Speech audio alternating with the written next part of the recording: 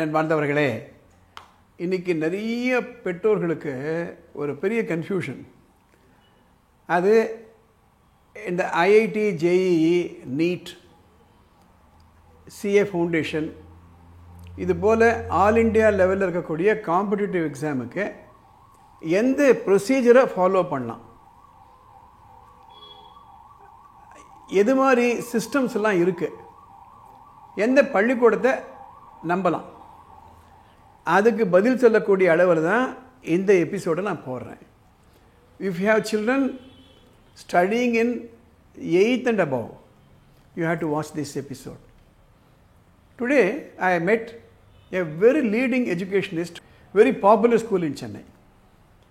அவர்கிட்ட கேட்டேன், என்ன சார் உங்கள் ஸ்டூடெண்ட்ஸுக்கு நீங்கள் என்ன பண்ணுறீங்க, வாட் இஸ் யுவர் ஸ்ட்ராட்டஜி, நீங்கள் உங்கள் ஸ்கூலுக்குள்ளேயே கோச்சிங் சென்டர் வச்சுருக்கீங்களா, நீங்கள் வந்து ஐஐடி, ஜேஇஇ, நீட்டு, அப்புறம் சிஏ ஃபவுண்டேஷன் இதுக்கெல்லாம் நீங்கள் ப்ரிப்பேர் பண்ணுறீங்களா?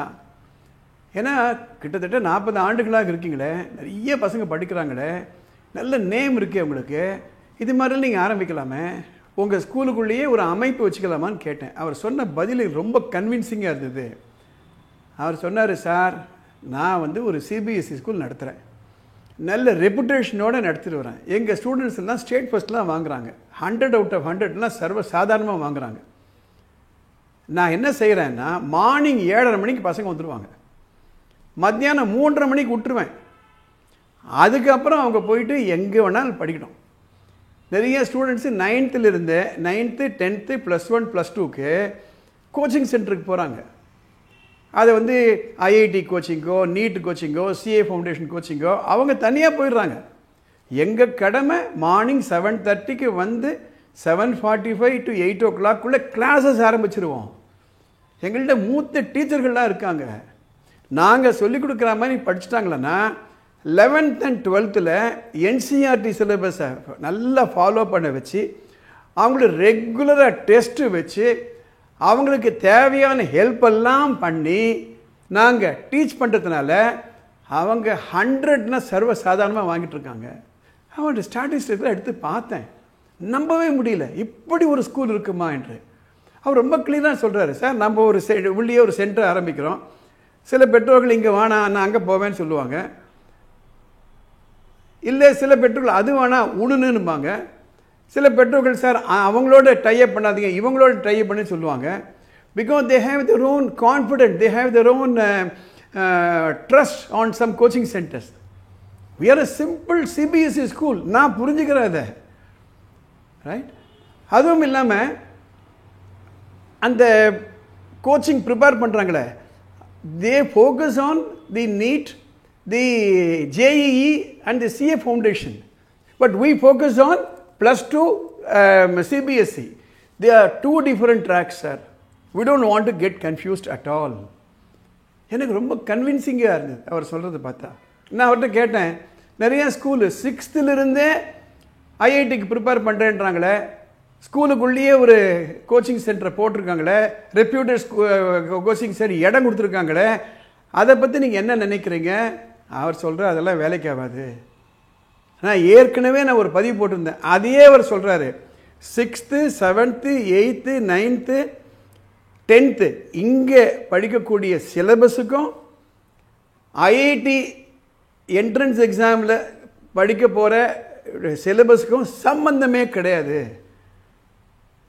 அதனால் அதை நான் வந்து I don't want to mislead my parents. They should be very very clear. நாங்கள் கிளியராக இருக்கோம், எங்கள் பேரண்ட்ஸ் கிளியராக இருக்காங்க, அதனால் I don't want to encourage that.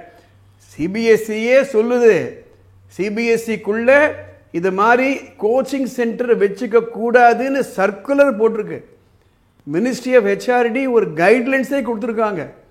18 வயசுக்கு முன்னாடி அவங்களோட கோச்சிங் சென்டர் சேர்க்கக்கூடாதுன்னு சொல்லியிருக்காங்க. That is wrong. நான் ஏற்கனவே இதெல்லாம் நான் பதிவு பண்ணிருக்கேன் உங்களுக்கு. ஸோ இன்றைக்கி நான் பார்த்த கல்வியாளரை ரொம்ப ரொம்ப நான் அவருடைய வழிமுறை எனக்கு அப்பீலாக இருந்தது, அதுக்காகத்தான் இந்த எபிசோடு நான் போடுறேன். So let's be very clear my dear parents. 9th, 10th, +1, +2 is a decisive years, 4 years. And the 4 years will decide 85 years of the children life. உங்கள் குழந்தைகள் படிக்கும் பள்ளிக்கூடம் கல்வியாளர்களால், தேர்ந்த கல்வியாளர்கள், இப்போ நான் சொன்னேன் அது போன்ற கல்வியாளர்களால் நடத்தக்கூடிய பள்ளிக்கூடமாக இருந்தால், இப்போ நான் சொன்ன that formula will work out. It's not advisable to load the children simultaneously both the NCERT syllabus and the competitive exam syllabus. They are two different streams. You take a decision on this. இது போன்ற சந்தேகங்கள் உங்களுக்கு ஏதாவது வந்துதானா, மேலே ஒரு number போகுது, அந்த நம்பருக்கு வாட்ஸ்அப் மெசேஜ் அனுப்புங்க. I will try to cover it in my next few episodes. இந்த எபிசோடு உங்களுக்கு பிடிச்சிருந்ததுன்னா இப்போவே சப்ஸ்கிரைப் பண்ணிடுங்க. You share this message and like it, and I will meet you in the next episode.